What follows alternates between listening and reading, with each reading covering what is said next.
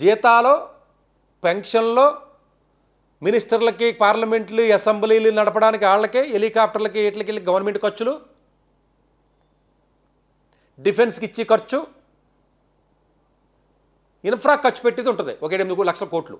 అప్పటికి నార్త్ ఈస్ట్లో పెడతారు. అది ట్యాక్స్ కట్టేదేమో సౌత్ ఇండియన్స్, బుర్రతొక్కేదలు మన వాళ్ళందరూ. బ్రిడ్జ్లు అవన్నీ కట్టేది ఎక్కడ అంటే నార్త్ ఈస్ట్లో. మొత్తం 6 రాష్ట్రాలని మొత్తం మనం పరం చేసుకోవాలి కాబట్టి ఏదో లాజికల్ ఉంటాయి అన్నీ. సరే, అది మళ్ళీ మాట్లాడితే మళ్ళీ పాలిటిక్స్ మాట్లాడంటారు, మాట్లాడగలను నేను, బట్ అది పక్కన పెట్టు.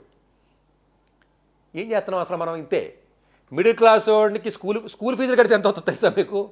మొన్న రాహుల్ గాంధీ చెప్పాడు కదా, కోట వెళ్ళి స్కూల్ ఫీజులు కట్టిన డబ్బులు తప్పుడు లెక్కలేసాడు ఆయన, తెలియక. ఆయనకి అవగాహన లేక, ఎడ్యుకేషన్ సిస్టమ్ మీద అవగాహన లేదు రాహుల్ గాంధీ గారికి కూడా అవగాహన లేదు. ఆయన ఏమనుకుంటున్నాడంటే ఇది మనిషికి ఎంత కడుతున్నాడు ఇది అనుకుంటాడు. కాదు, అసలు మాకు కోచింగ్ సెంటర్లో ఎంత లూటింగ్ చేస్తున్నాయి, లేకపోతే స్కూల్స్ ఎన్ని స్కూల్స్ ఉన్నాయి, ప్రైవేట్ స్కూల్స్, ఎడ్యుకేషన్ మీద ఎంత బడ్జెట్ ఖర్చు పెడుతున్నాం మొత్తం తీస్తే సెంట్రల్ గవర్నమెంట్ మొత్తం మూడిట్లకి లేబర్ కానీ, లేకపోతే ఏమో మినిస్ట్రీ ఆఫ్ హైయర్ ఎడ్యుకేషన్ కానీ, లోయర్ ఎడ్యుకేషన్ కానీ ఖర్చు పెట్టి డబ్బులు ఏవైతే ఉన్నాయో బయట నుంచి ఖర్చు పెట్టేది ఓన్లీ 3.5 లక్షల కోట్లే గవర్నమెంట్ ఖర్చు పెట్టింది. ప్రైవేట్ వాళ్ళు ఖర్చు ఇచ్చేదంతా 10 లక్షల కోట్లు. మిడిల్ క్లాస్ వాడికి 4 పనులు: జీతం రావడం, స్కూల్ వాళ్ళకి డబ్బులు పోయడం, ఫైనల్గా ఆ స్టూడెంట్ దేనికి పనికిరాడాడు, గాలికి తిరుగుతాడు, బ్యాడ్ హ్యాబిట్స్ అలవాటు చేసుకుంటాడు, దేని వేసుకుని తిరుగుతాడు, డ్రగ్స్ అలవాటు చేసుకుంటాడు, చెత్తగా తయారు చేసి బయటికి పంపుద్ది మన ఎడ్యుకేషన్ సిస్టము. అయిపోయింది.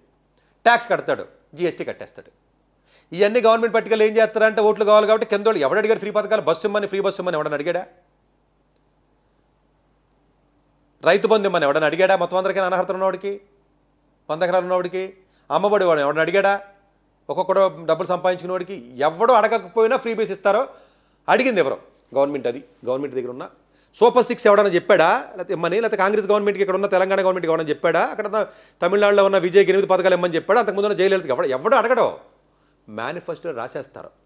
ఎవడబ్బా సొమ్మని ఎన్ని ట్యాక్సులు ఎవడ నాలాంటోడు మీలాంటోడు కట్టిన ట్యాక్సులు పట్టుకెళ్ళి ఈ చెత్త అంతా మనుషులు ఏం చేస్తారంటే పట్టుకెళ్ళి ఎవడ పర్మిషన్ తీసుకుని ఈ ట్యాక్స్ డబ్బులు కడతారు నాకు అర్థం కాదు. హెలికాప్టర్లో తిరుగుతున్నారు కదా వీళ్ళందరూ పొలిటీషియన్స్. పార్టీ డబ్బా? ఈ డబ్బా ఏ డబ్బది? ఎవడో లెక్కలు అడగకూడదు.